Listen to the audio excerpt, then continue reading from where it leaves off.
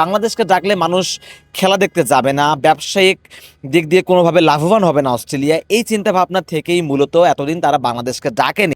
Bangladesh Australia দ্বিতীয় টেস্টের সকল টিকিট বিক্রি হয়ে গেছে। ভাবতে অবাক লাগে, তাই না? শুনতেও অবাক লাগে যে বাংলাদেশ একটা টেস্ট ম্যাচ খেলতে নামবে, সেটা অস্ট্রেলিয়ার মাটিতে। সেই টেস্ট ম্যাচের টিকিট সোল্ড আউট হয়ে যাবে, মানুষজন হুমড়ি খেয়ে পড়বে সেই টেস্ট ম্যাচ দেখার জন্য। এমনটাই হয়েছে, ম্যাকেতে দ্বিতীয় টেস্ট খেলতে বাংলাদেশ মাঠে নামছে, আর সেই টেস্টের প্রথম দিনের সকল টিকিট সোল্ড আউট হয়ে গেছে।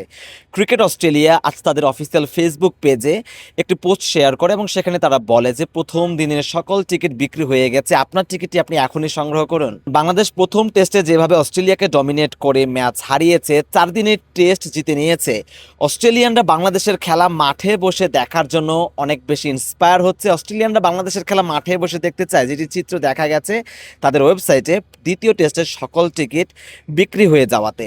অথচ এই বাংলাদেশকে অস্ট্রেলিয়া 23 বছর তাদের ঘরের মাঠে টেস্ট খেলতে ডাকেনি। বাংলাদেশকে ডাকলে মানুষ খেলা দেখতে যাবে না, ব্যবসায়িক দিক দিয়ে কোনোভাবে লাভবান হবে না অস্ট্রেলিয়া, এই চিন্তা ভাবনা থেকেই মূলত এতদিন তারা বাংলাদেশকে ডাকেনি। তবে যখন বাংলাদেশকে তারা ডাকলো, তারা দেখলো এই বাংলাদেশ আসলে বদলে গেছে, এই বাংলাদেশ অন্যরকম বাংলাদেশ।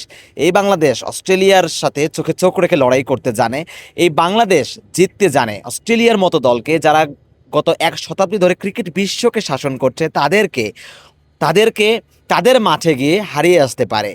এই বাংলাদেশ বদলে যাওয়া বাংলাদেশ। অথচ দেখেন, এই বাংলাদেশে ভারত খেলতে আসতে কত গড়িমসি। ভারতের সাথে বাংলাদেশের গত বছর একটা সিরিজ হওয়ার কথা ছিল, সেই সিরিজটি কিন্তু ভারত নিরাপত্তার দোহাই দিয়ে ক্যান্সেল করেছে। এবছর সেপ্টেম্বরেও আসার কথা। অফিসিয়ালি এখনও কোনো অ্যানাউন্সমেন্ট আসেনি, তবে আনঅফিসিয়ালি আমি দায়িত্ব নিয়ে বলছি, এই সিরিজটি এই বছর সেপ্টেম্বরে হচ্ছে না। সিরিজটি পেছাচ্ছে, কত পেছনে যাবে সেটা হয়তো বোর্ড কর্তারা জানেন। 2 বোর্ড কথা বলছে, তারা হয়তো ভালো বলতে পারবেন। তবে আসছে সেপ্টেম্বরেই যে এই সিরিজটি হচ্ছে না সেটি শতভাগ নিশ্চিত। কেন এই কথাটা বলছি? ভারতের মতো দল কিংবা অস্ট্রেলিয়ার কথা যদি আমি যেটা শুরুতেই বললাম, ইংল্যান্ড, সাউথ আফ্রিকা, তারা সচরাচর বাংলাদেশের সাথে খেলতে চায় না। ইংল্যান্ড সবশেষ 2010 সালে বাংলাদেশ ইংল্যান্ডের টেস্ট খেলেছিল, এরপরে ইংল্যান্ডের বাংলাদেশের খেলার সৌভাগ্য হয়নি। আগামী বছরকে টেস্ট বাংলাদেশ পেয়েছে, সেটিও লর্ডসে। তার কারণটা হচ্ছে বাংলাদেশ পারফর্ম করেছে।